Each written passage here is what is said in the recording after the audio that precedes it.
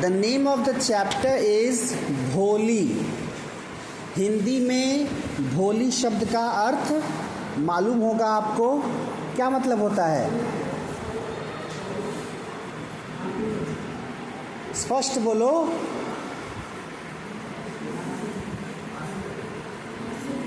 मासूम। Very good. तो सीधी साधी, कोई लड़की अगर सीधी साधी है, क्लीन हार्ट की है, तो उसे हम भोली कहेंगे।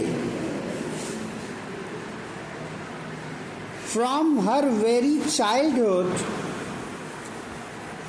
भोली वॉज नेग्लेक्टेड एट होम। इस समाज की बड़ी विडंबना ये है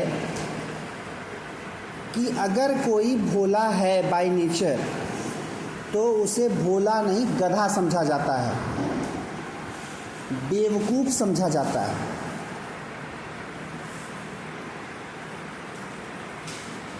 तो यही कारण है कि ये जो बच्ची है, इसका एग्जैक्ट नेम इसका जो है भोली नहीं था। इसकी पर्सनालिटी के आधार पर इसको भोली लगे बोलने सब। उसका ओरिजिनल नेम कुछ और था, सुलेखा। बचपन से घर में नेग्लेक्ट होती रही। और ये भी बड़ा आयरनिकल है कि कोई बच्चा समाज में इग्नोर हो, समाज में नेग्लेक्टेड हो, दोस्त उसको नेग्लेक्ट करते हों, साथ वाले पढ़ने वाले छात्र छात्राएं इग्नोर करते हों, तो समझ में आता है। लेकिन घर पर माँ बाप अगर नहीं समझ पा रहे, अगर माँ बाप ही इग्नोर कर रहे हैं, तब उस बच्चे या बच्ची की स्थिति क्या होगी? होता है, कई घरों में होता है। एक बड़ी अच्छी मूवी है इंग्लिश विंग्लिश, मुझे लगता है यूट्यूब पर अवेलेबल होगी, जब भी मौका मिले देखना ज़रूर। आप कोई भी काम करने जा रहे हैं ज़िंदगी में, बड़े मन से, बड़े एंथुसियाज्म के साथ, हो सकता है आपके अंदर वो योग्यता ना हो सकता है आप उतने टैलेंटेड ना हो, लेकिन आप कोशिश करना चाहते हैं। और उस कोशिश में अगर परिवार साथ देता है तो मन आगे बढ़ता है। और अगर परिवार ही मजाक उड़ाने लगे, तब क्या होगा? तब आपका मॉरल डाउन हो जाएगा। कल की बात है, अभी हमारे घर की एक सदस्य आ रही थी कहीं से, ट्रेन से। लगभग 80-82 किलोमीटर का सफ़र तय करना था उनको। उनके पास जनरल का टिकट था, जनरल में भीड़ अधिक थी, तो उन्होंने तय किया कि वो 3rd AC में बैठ कर के उनको आना है। लेकिन मन में डर था, क्योंकि टिकट 3rd AC का था नहीं, और तो 3rd AC वाले डब्बे में चढ़ना तो हो गया, लेकिन भीतर जाना नहीं हुआ। हिम्मत नहीं आई कि टीटी अगर आएगा तो पूछने पर हम क्या जवाब देंगे। संयोग से मेरी कॉल समय पर पहुंच गई, पता चला लोकेशन बाहर है बर्थ के, 3rd AC डिब्बे में है, लेकिन जहाँ पर कंबल वगैरह है वहाँ पर। हमने कहा ये तो गलत बात है भाई, आप 3rd AC में हैं तो भीतर जाइए। तो केवल कॉल पर समझा भर देने से, मैंने कहा कि अधिक से अधिक क्या होगा, फाइन लगेगा, दे दिया जाएगा, और क्या होगा। तो एकदम बिंदास होके जाइए, पूरी पर्सनालिटी भगवान ने ठीक ठाक पर्सनालिटी दी है, उसका इस्तेमाल करिए, और जा करके फ्रैंक होके बिल्कुल बैठिए, कोई दिक्कत नहीं होगी। केवल ये बातें ही तो थी, लेकिन इन बातों ने इतना उत्साह बढ़ाया कि जाकर बैठा गया भीतर और पूरा सफ़र तय हो गया। बाद में पता चला कि जिस सीट पर बैठना हो रहा था वो सीट खुद टीटी की थी। टीटी 4-5 बार आया गया, उसने कुछ पूछा नहीं।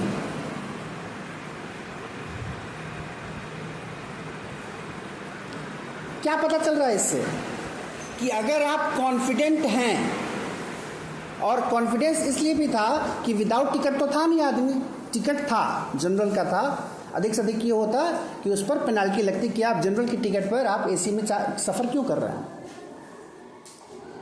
तो केवल बातों का सपोर्ट कितना बड़ा काम करता है। तो घर वालों की बातें इंसान को कुछ भी करने के लिए प्रेरित कर देती हैं। अगर व्यक्तिगत तौर पर मैं अपनी बात करूं, मुझे अपने पर विश्वास हमेशा बहुत नहीं रहा, या उतना नहीं रहा जितना मेरे अपनों का मुझ पर विश्वास रहा, मेरे घर वालों का। मतलब किसी एग्ज़ाम के बारे में अगर कोई नौकरी पानी है तो घर वाले ऐसे पूछते हैं, तुम वो फॉर्म क्यों नहीं भरते हो? भरते तो हो जाता ना। मतलब मुझसे ज़्यादा वो कॉन्फिडेंट है कि भरेगा, एग्ज़ाम देगा तो हो जाएगा। तो अब अगर मैं उतना लायक ना भी हूं, अगर उनकी ये अपेक्षा, उनको ऐसा लगता है, तो मेरी कोशिश क्या होगी कि मैं वैसा करूं। अगर आप उतने लायक नहीं हैं लेकिन घर वाले आप में वो विश्वास दिखा रहे हैं, तो अगर आप थोड़े से भी समझदार हैं तो आप कोशिश करेंगे कि घर वालों का विश्वास न टूटे। लेकिन जब घर वाले ही मजाक उड़ाने लगे तब, और ऐसे वक्त में खुद को स्ट्रांगली खड़ा करना, आगे बढ़ना, जो इंग्लिश में हुआ है, मूवी में जरूर देखना, जो भोली के साथ हुआ है। वो बच्ची जो घर पर हमेशा नेग्लेक्टेड रही। अगला, why did her teacher take special interest in her? उस बच्ची में ऐसा क्या था कि उसकी टीचर का उसमें स्पेशल इंटरेस्ट था? क्या रीजन था, कहानी में पता चलेगा। Did Bholi measure up to her teacher's expectations? तो उसके टीचर ने जो उम्मीद जताई थी उससे, क्या उस उम्मीद पर वो बच्ची खरी उतर पाई? देखेंगे स्टोरी में। Her name was Sulekha, but since her childhood everyone had been calling her Bholi the simpleton. सीधी साधी होने की वजह से उसका नाम सुलेखा था, लेकिन उसके व्यवहार से, उसके सीधेपन से, उसके भोलेपन के कारण उसको भोली कहा जाने लगा। She was the 4th daughter of Numberdar Ramlal. पिता का नाम रामलाल, नौकरी क्या है? वो नंबरदार। जैसे हवलदार, चौकीदार वाली नौकरियां हैं, वैसे ही एक नंबरदार की नौकरी है। तो अपने पापा की 4थी नंबर की बिटिया थी वो।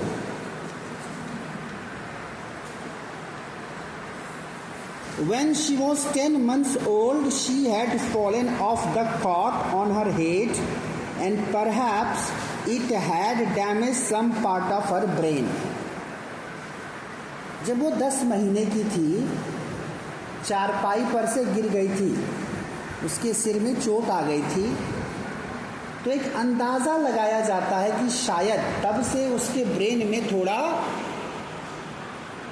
कुछ इधर से उधर हो गया। That was why she remained a backward child and came to be known as Bholi the Simpleton. और यही कारण है कि वो हमेशा से बैकवर्ड चाइल्ड रही, यानी हर चीज़ में पीछे रहती थी, और लोग उसको भोली कहने लगे। अगर उदाहरण सही से समझें तो जो बच्चा था, क्या नाम था उसका? रोहित। रोहित उस खांचे में सटीक फिट बैठता है। ये बात अलग है कि इसमें कई ऐसे हैं जो उसी के बराबर नालायक हैं, लेकिन उनमें और उसमें और इनमें बस इतना ही अंतर है कि वो दिमाग से भी कमज़ोर था और शरीर से भी कमज़ोर था, है ना। तो उसके फादर से मिलने पर मैंने पूछा कि मतलब क्यों है ऐसी स्थिति। ऐसा तो नहीं कि ये समय से पहले धरती पर आ गया। नॉर्मली कुछ बच्चे 9 महीने की जगह पर 8 या 7 महीने में ही आ जाते हैं, तो उनके साथ हेल्थ का इशू होता है। तो बोले ऐसी बात नहीं है, लेकिन शुरू से ही कमज़ोर है। तो शरीर की इतनी कमज़ोरी भी कहीं न कहीं जिम्मेदार होती है इंसान के पिछड़ा होने की। अब इसके जैसा नालायक अगर ये पिछड़ा रहता है किसी मामले में, तो इसका मतलब इसकी लापरवाही है। लेकिन उसके साथ ऐसा नहीं है। रोहित जैसा विद्यार्थी जो है, केवल गुस्से से या डांट से काम चलने वाला नहीं ऐसे विद्यार्थी के साथ, क्योंकि उसके साथ जो इशू है वो बिल्कुल जेन्युइन है। आपको बता दूं, इंटेलेक्चुअल डिसेबिलिटी जिस बच्चे को होती है, हिंदी में उसको बोलते हैं मानसिक मंदता।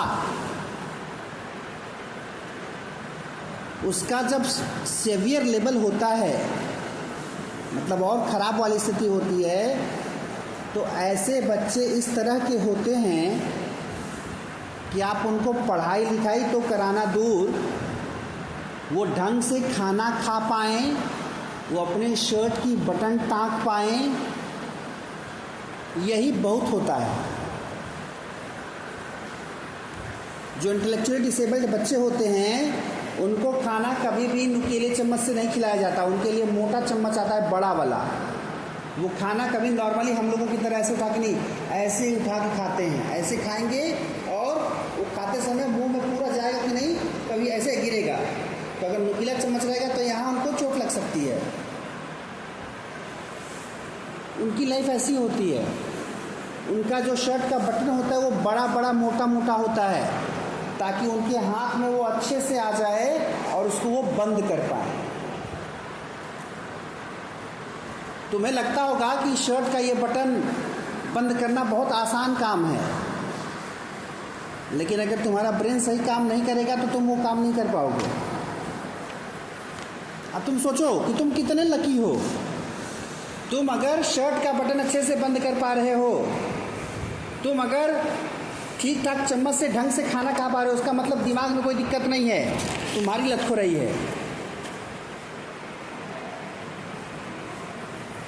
तब तुम ये नहीं कह सकते कि नहीं, अरे हम शुरू से कमज़ोर हैं, बचपन से कमज़ोर हैं पढ़ाई में।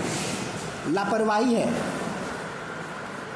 मार खाए बिना ये स्थिति है।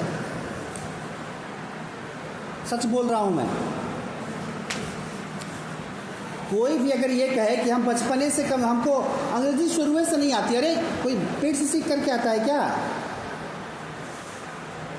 ये कोई लॉजिक ही नहीं है कि हमको शुरू से अंग्रेजी नहीं आती, हमको शुरू से गणित नहीं आती। आप अगर हर तरह से सही हैं, अगर आप इंटेलेक्चुअली डिसेबल्ड नहीं हैं, अगर आपके अंदर लर्निंग डिसेबिलिटी नहीं है, उसके बावजूद अगर आप लापरवाही कर रहे हैं, तो उसके जिम्मेदार आप हैं। कुछ लोग होते हैं डेफिनेटली जिनको डिस्कैल्कुलिया होता है, उनको गणित में दिक्कत होती है, कितना भी एफर्ट लगा लें सही नहीं होगा, तो लर्निंग डिसेबल्ड बच्चे होते हैं। कुछ बच्चे होते हैं जिनको लिखने में दिक्कत होती है, कुछ होते हैं जिनको पढ़ने में दिक्कत होती है। इसका ये कतई मतलब नहीं है कि सारे नालायक वैसे ही होते हैं। हर कक्षा में ऐसे कुछ बच्चे होते हैं, लेकिन जिस कक्षा में 80% बच्चे फेल होने वाले हैं, तो पूरे के पूरे 80% उस बीमारी या उस डिसऑर्डर की शिकार नहीं है, वो केवल मार खाए बिना वैसे हैं। समय से अगर पूजा हुई होती पाड़ा होने से पहले,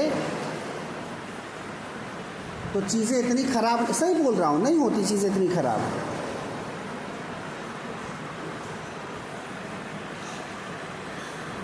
मतलब खाने को खाओगे एक थरिया पूरा, और जब बात आती है परफॉर्मेंस की तो वहाँ पर 0 हो जा रहे हो, 1 नंबर 2 नंबर पाते हो सब्जेक्ट में।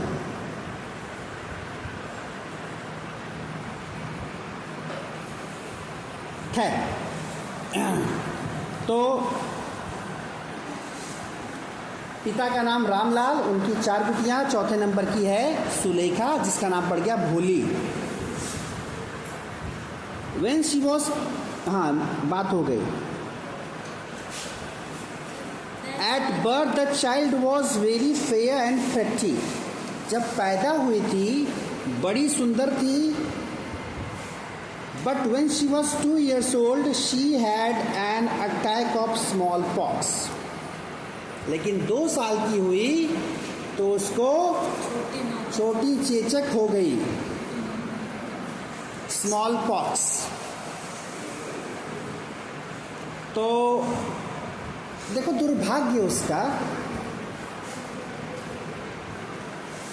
दिमाग से सही थी, खाट पर से गिर गई, दिमाग में चोट लग गई।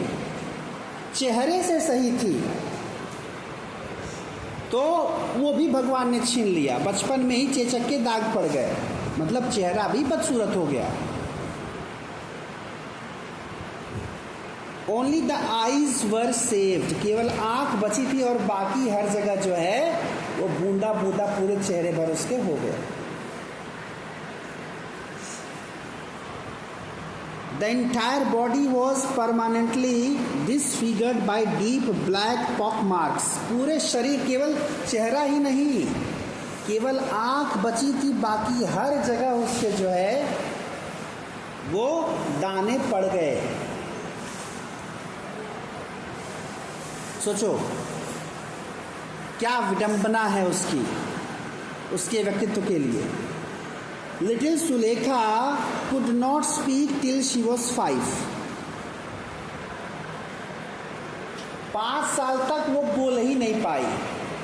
अब ये बात जो है इससे क्लियर हो गया कि उस बच्ची के दिमाग में चोट लगी थी। अच्छा, आजकल एक बहुत गड़बड़ चीज़ हो रही है, ज़्यादातर बच्चों में ये समस्या आ रही, पता नहीं गांव घर में ऐसी समस्या है कि नहीं। छोटे बच्चे जल्दी बोल ही नहीं पा रहे है क्या? गांव में भी ये समस्या है, ये नई समस्या आई है, पहले ऐसा नहीं होता था। सोचो कि खान पान और हमारा रहन सहन इसने कितना प्रभावित किया है व्यक्तित्व को। 3 साल से 6 साल तक जो उम्र होती है, क्रिटिकल लैंग्वेज पीरियड कहा जाता है, उस समय बच्चे को जितनी भाषाएं सिखाओगे सब सीखेगा, सब बोलेगा। लेकिन कब? जब बोलता हो। पता चला बच्चा 4 साल का है, बोल ही नहीं रहा है, अभी क भी नहीं बोल पा रहा, तो समझो कि ये एक अलार्म है, एक खराब लक्षण है। उस बच्चे को स्पीच थेरेपी करानी पड़ती है समय से पहले। ये नहीं कि इंतज़ार करते रह रहे, अभी नहीं बोल रहा, बोलने लगेगा। अगर देर हो रही है तो ज़्यादा देर करना उचित नहीं है, उसको समय पर स्पीच थेरेपी कराने की ज़रूरत है, जिससे कि वो बोले और ज़्यादा बोले, तेज बोले, ढंग का बोले। कई कारणों में एक कारण ये भी आता है, ज़्यादातर घर में बच्चे अब जब होते हैं तो वो न्यूक्लियर फैमिली में रहते हैं। घर के सदस्यों के नाम पर मम्मी है, पापा है, बस। गांव में तो अभी भी कुछ गनीमत है, लेकिन शहरों की लाइफ ऐसी ही है। तो भाषा के साथ ये है कि आप जितना बढ़िया सुनेंगे उतना बढ़िया बोल पाएंगे। पहले घरों में, एक ही घर में 10-15 लोग हुआ करते थे, दिन भर कोई ना कोई बकबक करता ही रहता था। तो बच्चा सुनता था तो उसका इनपुट जाता था तो आउटपुट जल्दी निकल के आता था। अब का बच्चा अकेला पड़ जा रहा है, ये भी एक बड़ा कारण है। छोटे बच्चे को मोबाइल चला के दे देते हो, बच्चा 2 साल का भी नहीं है, यूट्यूब चला रहा है।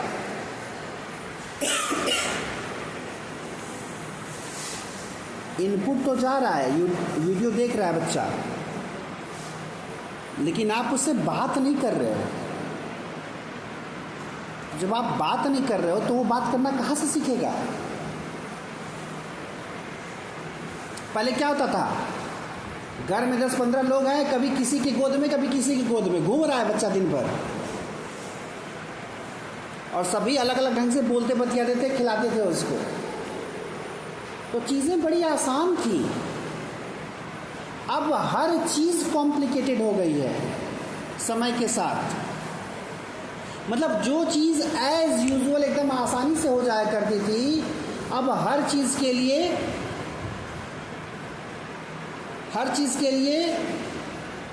एफर्ट लगाना पड़ रहा है। अरे स्थिति ये है कि खाना खाकर पचाने के लिए एफर्ट लगाना पड़ रहा है, दवा खा रहे हैं लोग। अब बताओ, प्राकृतिक रूप से शरीर बना है, अगर इसको उस ढंग से इस्तेमाल करो तो अपना काम ढंग से कर लेगा ये, लेकिन खा के पसरोगे तो यही होगा। पहले क्या होता था, अब गांव में भी चीज़ें बदल रही हैं। जैसे हमारे बचपन में 4 या 4:30 मुश्किल से बजता था, एकदम खोद खोद के जगाया जाता था, उठो चारा डालो जाकर के भैंस को। तो यानी सुबह उठते ही फिजिकल वर्क शुरू। नींद में होता था आदमी, भूसा लेकर के जाकर के डाल रहा है। नींद खुलते खुलते खली डाल के मल दिया, तैयार हो गया मामला, चलो गोबर फेंको। यानी दिन की शुरुआत फिजिकल वर्क से होती थी। अब क्या है, पता नहीं दिन कब शुरू हो रहा है। 5 बजे तो कभी नहीं हो रहा किसी का शुरू, किसी का 6 बजे हो रहा है, किसी का 7 बजे हो रहा है, किसी का, देखो भाई साहब को नींद आ रही है, रात भर का जो है कोलू चलाए हैं ये।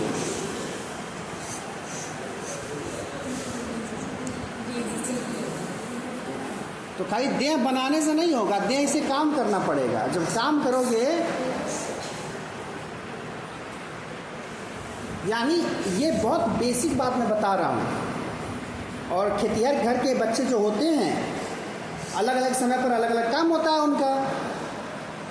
कटाई के समय कटाई का काम, दवाई के समय दवाई का काम, बाकी समय खाली बचे। धान का दौर चल रहा है, धान जब रुपाई हो रही है, कटाने से पहले चलो उसकी निराई गुड़ाई करनी, जाके घास उखाड़ो, लगो खेत में 2 घंटा। सबसे फुर्सत पा लिए तो खाली समय में कुछ नहीं तो चलो सब्जी बो, जाकर के खेत में कुदाल चलाओ, फावड़ा चलाओ। ये बहुत अच्छी चीज़ थी। और आज भी अगर जो करता होगा उसको दवा की जरूरत नहीं पड़ेगी।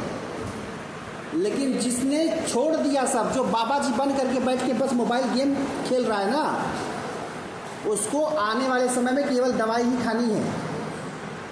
ये फैक्ट है। तो मतलब मेरे कहने का ये है कि जो चीज़ कितनी आसान हुआ करती थी, अब हर चीज़ के लिए एफर्ट। खाना खा करके पचाने के लिए दवा खा रहे हो, पता चला कुछ समय के बाद डॉक्टर कहेगा कम खाया करो। अच्छा, अभी जो बात मैं कर रहा था स्पीच थेरेपी की, बोलने के लिए कोई एफर्ट नहीं लगता था, चीज़ें आसानी से हो जाती थी। अब क्या, बच्चे छोटे होते थे, बड़े घरों में आराम से पल जाया करते थे। अब क्या होता है, उसी के लिए बाकायदे कोई एक आदमी खोजा जाता है, कोई एक औरत हो जो आएगी, बच्चे को संभालेगी, समय समय पर फीड कराएगी। यानी उस छोटे से काम के लिए भी एक आदमी को परमानेंट रख के सैलरी दी जाती है। हर काम मैकेनिकल सा हो गया है और हर काम में पैसा लग रहा है।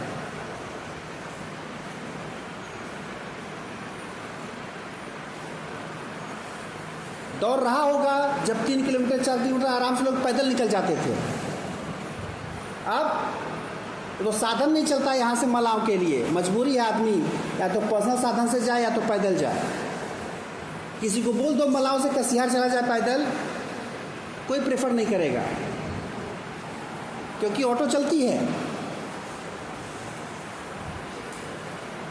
तो ये चीज़ें हैं, मतलब समय के साथ साधन आ गए हैं, तो इन साधनों ने क्या किया, हमें पंगु बना दिया है। हम एफर्ट लगाना छोड़ दिए, और जब एफर्ट लगाना छोड़ देंगे तो ऐसे ही हर चीज़ के लिए क्या होगा, पैसा खर्च करना पड़ेगा। खैर,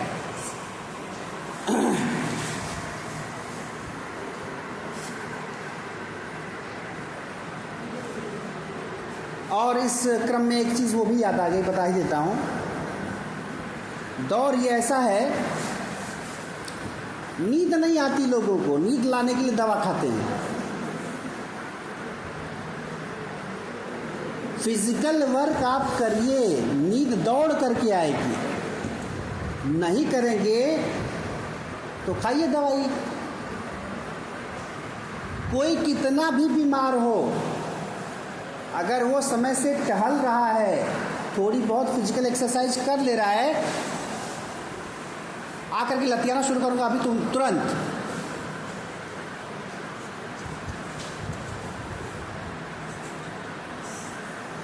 तो नहीं जरूरत पड़ेगी दवा की। खैर,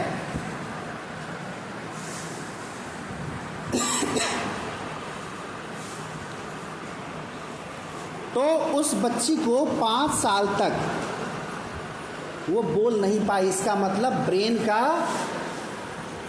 ब्रेन की फंक्शनिंग में गड़बड़ी हो गई थी।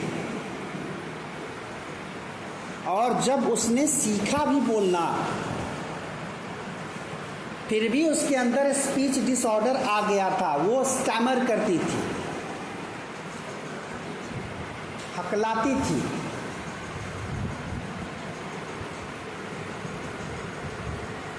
The other children often made fun of her and mimicked her. बाकी बच्चे तो खैर बच्चे हैं, उनका दोष कम है, मजाक उड़ाते थे, उसकी कॉपी करते थे। और जब बोलने में हकलाती थी, लोग मजाक उड़ाते थे, तो उसने बोलना कम कर दिया। यही होता है। वहाँ उसको सपोर्ट की ज़रूरत थी कि वो बेझिझक बोले, तो शायद बोलते बोलते उसकी आवाज़ क्लियर हो जाती, उसकी स्टैमरिंग भी ख़त्म हो जाती। लेकिन किसी के अंदर कोई कमी है और आप मजाक उड़ा दें, तो फिर इंसान उस कमी को छुपाने का प्रयास करने लगेगा, और ऐसे में वो कमी कभी दूर नहीं हो पाती।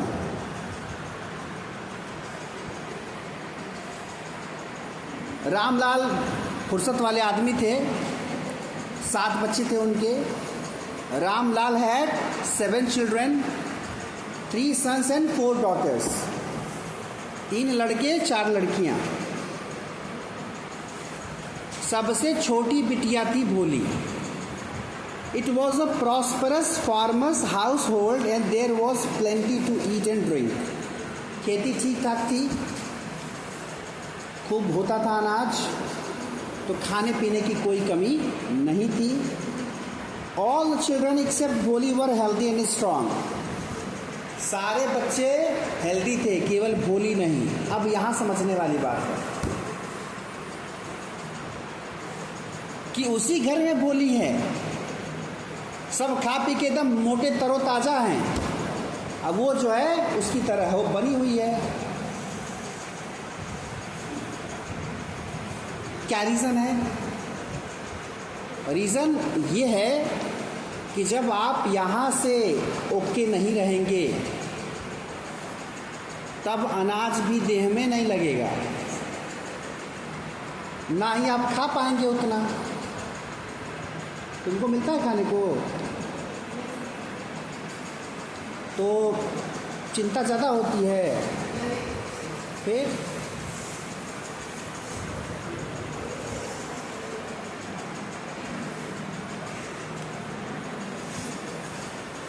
The sons had been sent to the city to study in schools and later in colleges.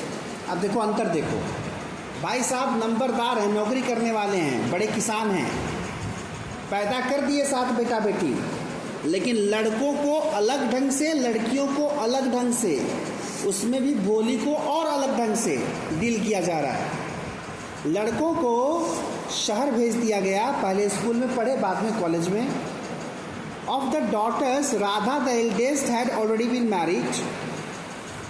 लड़कियों में पहले देखो, लड़की की बात जब हो रही है, पहले एजुकेशन की बात नहीं, क्या बात हो रही है? सबसे बड़ी वाली की शादी हो गई थी, राधा की।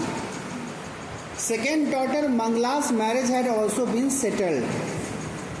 दूसरी बच्ची मंगला, उसकी भी शादी लगभग होने वाली थी। When that was done, जब ये हो गया, Ramlal would think of the third. अब बारी किसकी थी? चंपा की। यानी लड़कों को पढ़ाया, लड़कियों की बारी आई तो उनकी शादी की बात हो रही है, शादी की चिंता है। They were good looking, healthy girls and it was not difficult to find bridegrooms for them. तो जो 3 लड़कियां थी, बड़ी वाली तीनों सुंदर थी, तो उनकी शादी में दिक्कत नहीं थी।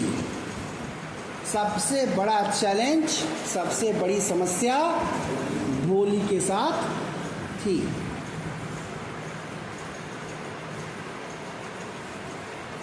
But Ramlal was worried about Bholi, she had neither good looks nor intelligence. और ऐसे लोगों की समाज में कद्र बहुत कम होती है, खास करके अगर वो लड़की हो, जिसके पास न तो बुद्धि हो ना तो खूबसूरती हो। तो बाप के लिए बड़ा चैलेंज था कि इसकी शादी कैसे करेंगे, कौन करेगा इससे शादी। और जब ऐसा चैलेंज किसी पिता के सामने आता है तो कई बार जल्दबाजी में, घबराहट में बाप जो है गलत डिसीजन ले लेता है। गांव भर में देखोगे ऐसी कई शादियां होंगी जो बड़ी बेमेल सी होंगी। लड़की की उम्र 18, लड़के की उम्र 28। ये तो नॉर्मल है, समझा जाता है यहाँ पर नॉर्मल।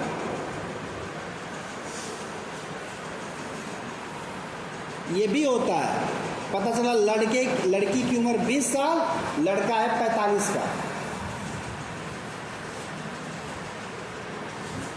बेमेल शादियां हैं ये, ऐसी शादियां भी होती हैं समाज में।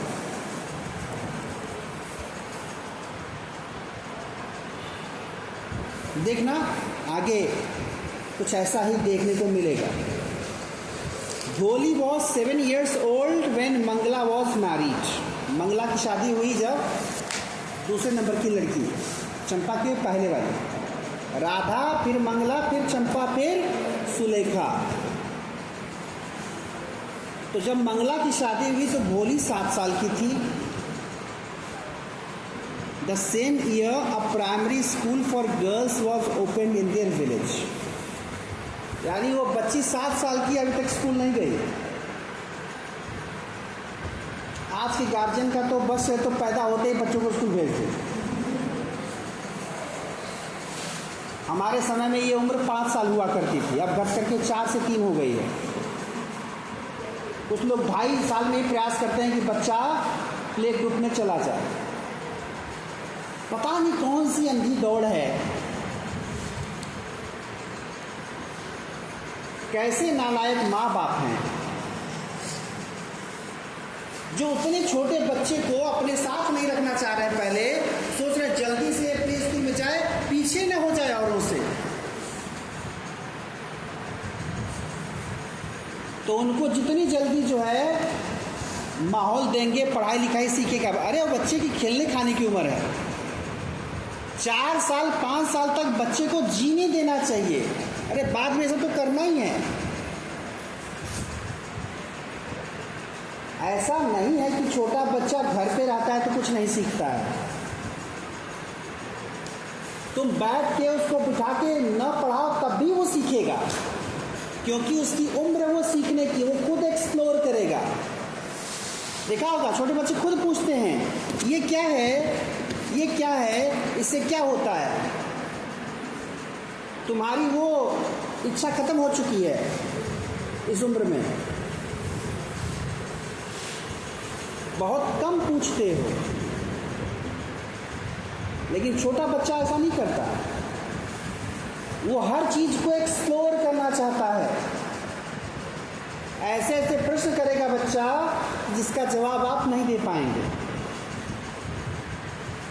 तो उस उम्र में उसको आप एक चारदीवारी में कैद करके और बच्चों के साथ भेज करके खुश हो लेते हैं कि मेरा बच्चा खूब आगे बढ़ेगा। उसके बचपने के साथ खिलवाड़ है ये।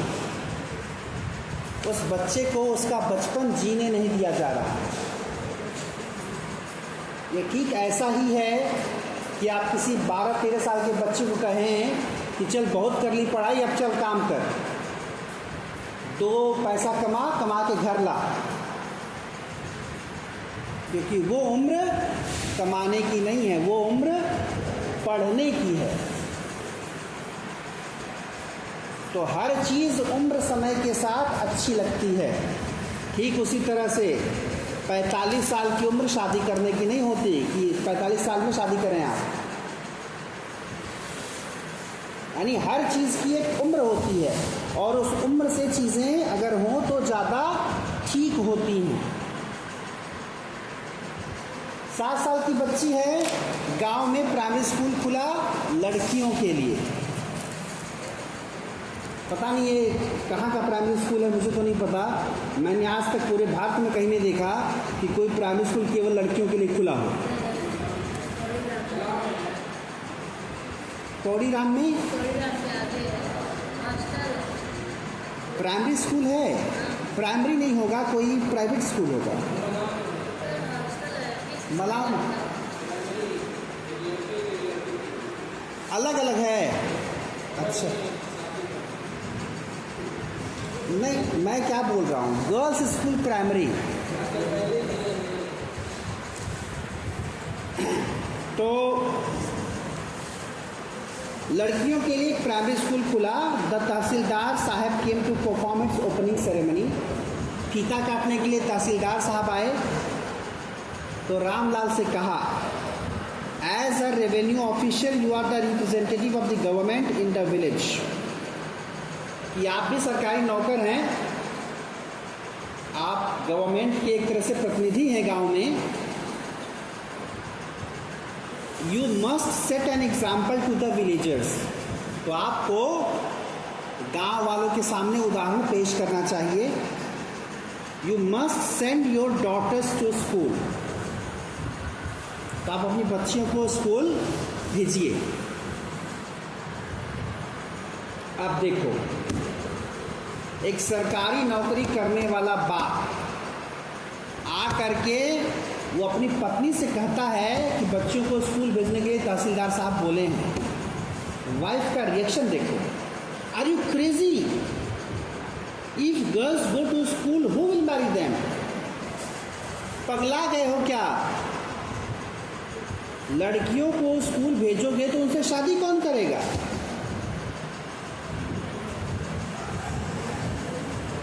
मतलब क्या है? अभी सुन के आपको हंसी आ रही है, लेकिन आपको बता दूं, अभी इस पढ़े लिखे सभ्य समाज में अच्छे अच्छे पढ़े लिखे लोग ये समझते हैं कि लड़कियां अगर ज़्यादा पढ़ लिख जाती हैं तो उनका भाव बढ़ जाता है, फिर वो अच्छी बहू बनने के लायक नहीं रहती। आज भी समाज सोचता है ये बात। तुम बड़े बड़े घरों के लोगों को देखना, उनसे पूछना कि एकदम हाई क्वालिफाइड बहू चाहिए, तो कहेंगे नहीं, कम पढ़ी लिखी रहे चलेगा, संस्कार होने चाहिए। क्योंकि अब सोचो, हमारे समाज में ये है और कुछ लोगों ने ऐसा साबित भी किया है अपने कर्मों से कि ज़्यादा पढ़ लिख जाने के बाद फिर उनको साधारण बातें समझ में नहीं आती। लेकिन दुखद ये है, माने एक तरह से कह लो कि जो शिक्षा है, शिक्षा आपके संस्कार आपसे छीन लेती है। आप शिक्षित होकर के संस्कारहीन हो जाते हैं। तो जो शिक्षा लड़कियों को संस्कारहीन बना रही है, तो वो शिक्षा लड़कों को संस्कारवान कैसे बना रही भाई? ये विडंबना है। रही बात नालायक साबित होने की बात रही, तो ये इंडिविजुअल्स पर डिपेंड करता है। इस कक्षा में इतने विद्यार्थी हैं, कौन कितना लायक साबित होगा एजुकेशन पर बहुत डिपेंड नहीं करता। हो सकता है आप बहुत पढ़ लिख करके भी नालायक हो जाएं, आपको सही गलत की समझ न रहे। हो सकता है आप कम पढ़ करके भी सही गलत की समझ रखें, लेकिन साथ ही ये भी तो हो सकता है कि अच्छे पढ़ लिख करके अच्छी समझ रखें आप। सबसे बेहतर तो तरीका वही है। तो कोई अच्छा इंसान बनता है या बुरा इंसान बनता है, ये उसकी अपनी चॉइस पर डिपेंड करता है। ये उसके अपने घरेलू संस्कार पर डिपेंड करता है। ज़्यादातर जो लोग शिक्षा को सही मायने में ग्रहण करते हैं, उनमें सही परिवर्तन होते हैं। लेकिन अगेन, यही शिक्षा कई लोगों को धूर्त बना देती है। यही शिक्षा पाकर के लोग अपने अधिकारों के प्रति सजग हो जाते हैं, कर्तव्य उनको नहीं पता।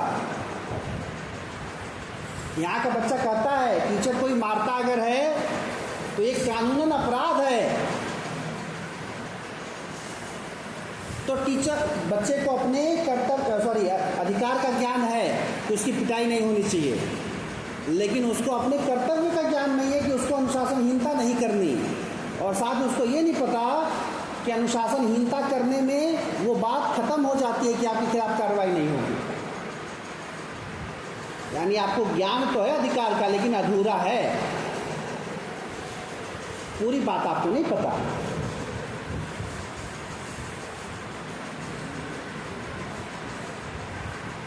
कोई एक उदाहरण उठा करके दे दो जहाँ किसी बच्चे ने अनुशासनहीनता की हो और किसी टीचर ने कार्रवाई की हो, तो उस टीचर के खिलाफ कानून ने कोई कार्रवाई की हो। ऐसा नहीं हुआ है और होगा भी नहीं, क्योंकि अनुशासनहीनता अगर आप करते हैं तो आपने पहले खुद कानून तोड़ दिया। खुद कानून तोड़ करके आप सोचे कि कानून आपका साथ देगा, तो नहीं देगा। खैर,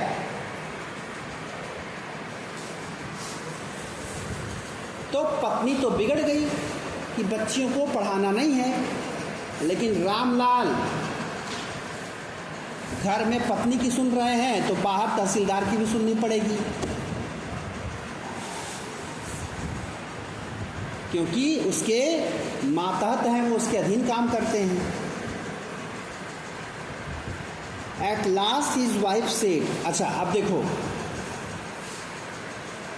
बुरा करने की चाह में भोली का भला कैसे हो रहा है। भोली खोटा सिक्का है उन सबों के लिए, और खोटा सिक्का जो है ना चल जाता है मार्केट में। जानते हो कैसे? तुम्हारे पास 10 के 10 नोट हों एकदम बढ़िया बढ़िया, उसमें एक नोट थोड़ा गड़बड़ हो, हल्का सा फटा या खराब, तुम मार्केट जाओगे, सबसे पहले कौन सा नोट चलाओगे? खराब वाला। बड़ी विडंबना की बात है। जो अच्छे नोट हैं वो चलते नहीं, उनको लोग रखना चाहते हैं। काम किससे कर रहे हो? खराब वाले नोट से। इस कोशिश में कि जल्दी से इसको अपने पास से हटा दें, फट जाएगा तो बेकार हो जाएगा 10 रुपया। वो जिसके पास जाएगा नोट वो भी वही सोचेगा। तो इस तरह से क्या मार्केट में कौन सा नोट चल रहा? खराब वाला। तो भोली वही खराब वाली नोट है। जब पत्नी को लगा इसे बात खाली न जाए, तो होता है ना कि किसी ने आपसे 1000 रुपया मांगा, आप कहे अरे भाई इतना तो नहीं है, लेकिन आपने कह दिया तो बात खाली न जाए, 100 रुपये है मेरे पास, भेज दे रहे हैं। तो 1000 की जगह 100 वाले जो मामला है वही हाल है भोली का। तो पत्नी ने कहा मैं बताती हूँ तुमको क्या करना है, चलो भोली को स्कूल भेज देते हैं, क्योंकि भोली की ऐसे भी शादी नहीं होगी, बाकियों की शादी करवानी है तो उनको ना भेजा जाए, भोली को भेज देते हैं स्कूल। क्यों? क्योंकि उसकी शादी के चांस बड़े कम हैं, क्योंकि उसका चेहरा बदसूरत है और उसको सेंस की कमी है। क्या बोल रही माँ की लैंग्वेज देखो, माँ क्या कर रही है, let the teachers at school worry about her. विद्यालय में जो टीचर होंगे उनको चिंता करने दो भोली की।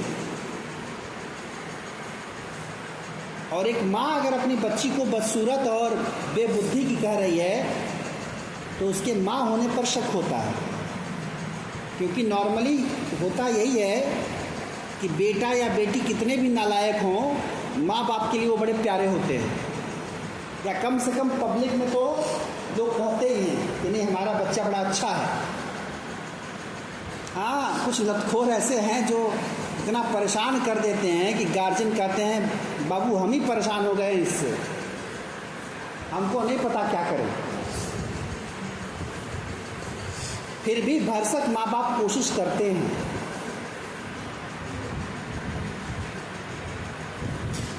माँ बाप भरसक कोशिश करते हैं बच्चों को डिफेंड करने की, लेकिन यहाँ नंबरदार की बीवी, उसको भोली से थोड़ी भी सहानुभूति नहीं है। The next day Ramlal caught Bholi by the hand and said, "Come with me, I will take you to school." तो आज्ञाकारी पतिदेव भोली का हाथ पकड़े अगले दिन, बोले चलो स्कूल लेके चलते हैं तुमको। 7 साल की बच्ची, स्कूल क्या होता है पता था नहीं, डर गई। She did not know what a school was like. She remembered how a few days ago their old cow Lakshmi had been turned out of the house and sold.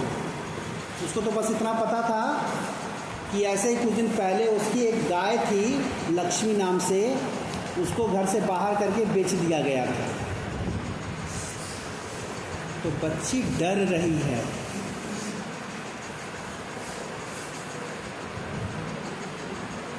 बच्ची डर रही है कि स्कूल के नाम पर ही ले जाके कहीं बेच कर आ जाएंगे हमको, यानी घर से मैं हमेशा के लिए दूर हो जाऊंगा।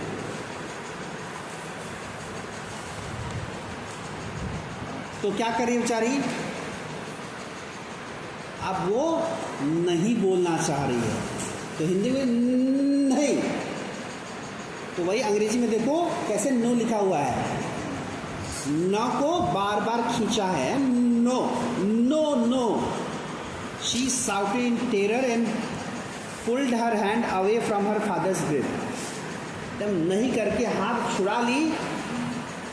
What's the matter with you, you fool?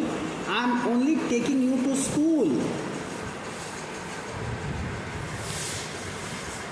पिताजी को गुस्सा आ गया, बड़ी पागल है, अरे स्कूल ले जा रहे हैं तुमको।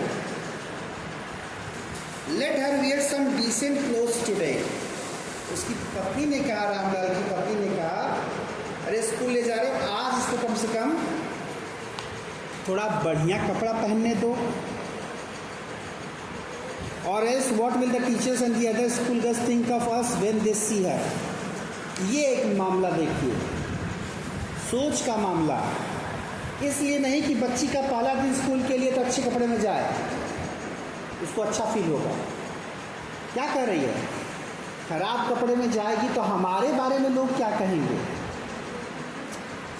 कि नंबरदार की बेटी है और ऐसी है। तो फिर क्या हुआ, अब ये देखो, new clothes had never been made for Bholi. सबसे घर की छोटी लड़की थी, पहले उसके लिए कभी नया कपड़ा नहीं बना था। घर के छोटे बच्चों के साथ ये समस्या होती है। अपने घर का सबसे छोटा सदस्य होने के नाते मुझे ये बड़ा बुरा लगता था। मुझे 1 साल पुरानी किताबें मिलती थी पढ़ने को, कभी नई किताब नहीं मिली। तो खैर किताबों में तो चलता है, लेकिन एक घर में कई भाई हों, कई बहन हों और ऊपर से वो कपड़ा जो है यूज़ होता हुआ है और पुराना होने पर छोटे को मिले, कई लोग भुगतते होंगे। हाँ, तो तुम्हें ज़्यादा बुरा इसलिए नहीं लगता क्योंकि तुम्हें साथ में नया भी मिलता है। ऐसा नहीं कि केवल पुराना ही मिलता है। तो ये तो प्लस पॉइंट हो गया ना तुम्हारे लिए।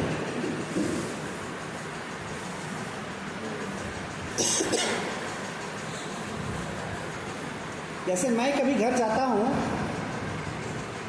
तो मुझे नहीं याद कि मैंने आज तक कभी अपने पिता के लिए कपड़े खरीदे हों। एक बार केवल सूट खरीदा था बस, नहीं तो नहीं खरीदा कभी। तो क्या करते हैं वो, जैसे बच्चे हथियाते हैं सामान, अगर मान लो बेल्ट पहना हुआ है, बेल्ट बढ़िया दिख गया, बोले बेल्ट वाला ठीक लगा था, तो बेल्ट की कुर्बानी हो गई, वो दे दिया जाता है। एक बार बारिश का मौसम आने वाला था, मैं जो है लेकर के रेनकोट खरीद के बढ़िया लेकर के गया घर पर कि बारिश का मौसम आया है, काम देगा मुझे। घर पे बहन ने गाड़ी की डिक्की खोली, रेनकोट देखी, खुशी से उछल पड़ी, पापा के लिए रेनकोट ला दिए। अब मैं क्या बोलूं, मन मसोच के रह गया। मतलब ये कहते नहीं बन पड़ा कि नहीं पापा के लिए नहीं लाए थे, अपने लिए लाए थे। तो इस तरह से चीज़ें हथिया ली जाती हैं। अब रेनकोट में तो ऐसा कोई एग्जैक्ट साइज होता नहीं है, फ्री रहता है वो। तो इस तरह से चीज़ें हो जाती हैं, चीज़ों का आदान प्रदान हो जाता है। तो कभी लेकिन हाँ, अगर घर में कई सदस्य हैं, ठीक है, एक दूसरे का सामान यूज़ कर लें समय पर, लेकिन इसका मतलब ये नहीं कि उनको बिल्कुल नया कभी कुछ मिले ही नहीं।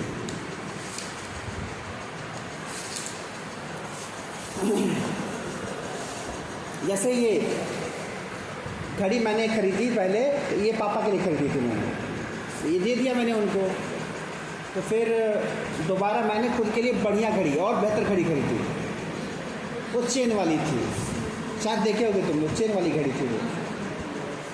घर गए तो बोले हमको चेन वाली ज़्यादा अच्छी लगती है। हम बोले तब लीजिए, अदला बदली कर लेते हैं। तो फिर चेन वाली घड़ी उनको दे दिए, ये वाली अपने ले लिए।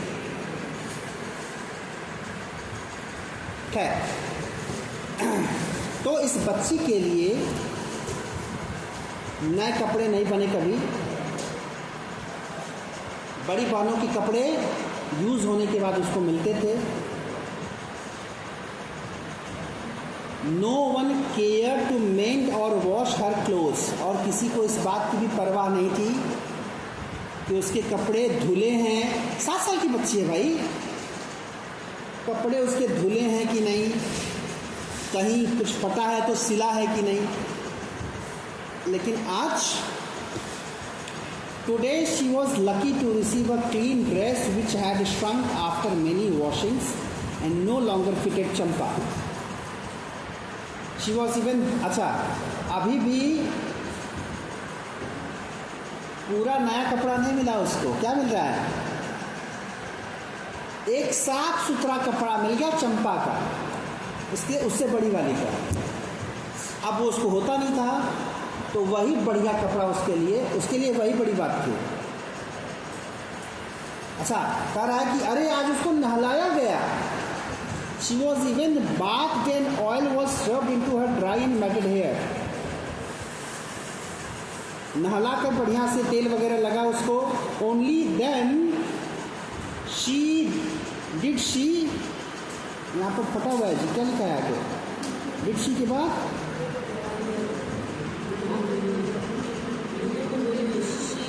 फीलिंग, अच्छा, फीलिंग टू बिलीव या शी वॉज इन बिलीव। तो अब जब ये सारी चीज़ें हुई तब उसको लगा कि अब लग रहा है कि घर से बेहतर जगह जा रही हूँ मैं। एक 7 साल की बच्ची को स्कूल अगर घर से बेहतर लग रहा है तो ये स्कूल की अच्छी बात नहीं है, घर में प्रॉब्लम है। घर का जो कॉन्सेप्ट होता है, आदमी कहीं भी रहता है तो परेशान रहता है तो भाग के घर जाना चाहता है। अभी तुम लोगों को कह दिया जाए छुट्टी, मज़ा आ जाएगा। वो एक बड़ी अच्छी कविता है दिव्य रमेश की, पापा क्यों अच्छा लगता है। क्या है? पापा क्यों अच्छा लगता है? अपना प्यारा प्यारा घर, घूम घाम ले खेल खाल ले, नहीं भूलता लेकिन घर। तो घर का कॉन्सेप्ट वो होता है, लेकिन इस बच्ची के लिए लगा कि घर बेहतर जगह है। When they reached the school, the children were already in their classrooms. पहुंचे तो सारे बच्चे क्लासरूम में थे अपने। Ramlal handed over his daughter to the headmistress. Lady headmaster थी वहाँ पर, उनको सौंप दिया बच्ची को। Left alone, the poor girl looked about her with the fear-laden eyes. अकेली पड़ गई बच्ची, हेडमिस्ट्रेस को देख के डर रही है। There were several rooms and in each room girls like her squatted on mats reading from books or writing on slates. तो पहली बार स्कूल गई, अब देख रही है उसके बराबर की उम्र की बच्चियाँ कहीं बैठ के कोई लिख रही है, कहीं बैठ के कोई पढ़ रही है। Headmistress asked Bholi to sit down in a corner in one of the classrooms. तो हेड मिस्ट्रेस उसको लेकर के एक क्लास में ले जाके बिठा दी। Bholi did not know what exactly a school was like and what happened there. उसको नहीं पता था स्कूल क्या होता है, वहाँ पर क्या होता है। But she was glad to find so many girls almost of her own age present there. लेकिन उसको ये देख के मज़ा आया कि उसकी उम्र की कई लड़कियाँ वहाँ पर थीं। और ये एक बहुत बड़ा कॉन्सेप्ट है, इसलिए कई नालायक विद्यालय आते हैं, लड़के या लड़कियां। सब कोई केवल पढ़ने नहीं आता, ये दिमाग में होता है कि चलेंगे तो उससे मुलाकात होगी, होता है दिमाग में, क्योंकि ये ह्यूमन नीड है। हर उम्र में, आप छोटे बच्चे हैं तब भी आपको अपने बराबर वाले साथी चाहिए होते हैं, आप बड़े होते हैं तब भी, जवान हो जाएंगे तब भी, बूढ़े हो जाएंगे तब भी। देखा होगा कैसे बूढ़े लोगों को अपने उम्र के लोग चाहिए होते हैं बोलने बतियाने के लिए। तो ये हमारे एक तरह से हमारा एक ह्यूमन नीड है। और वो बच्चा तो खास करके आना चाहेगा विद्यालय जिसके घर में बच्चों की संख्या बड़ी कम हो। जैसे हम लोग बचपन में, हमारा घर जो है गांव से 2 किलोमीटर बाहर था, आज भी वहीं पर है, मतलब आसपास कोई बच्चे नहीं। तो क्या होता था, वही है, हर उम्र की अपनी नीड है, ज़रूरत के हिसाब से फ्रेंड्स चाहिए होते हैं। तो मौका कोई नहीं चूका जाता था विद्यालय जाने का। स्थिति ये थी कि बारिश हो रही होती थी फिर भी साइकिल उठ जाती थी कि चलेंगे स्कूल, पता था कोई नहीं आएगा, लेकिन होता था इसी बहाने कोई 1-2 मिल जाएंगे तो मौज मस्ती करके आदमी वापस आ जाए।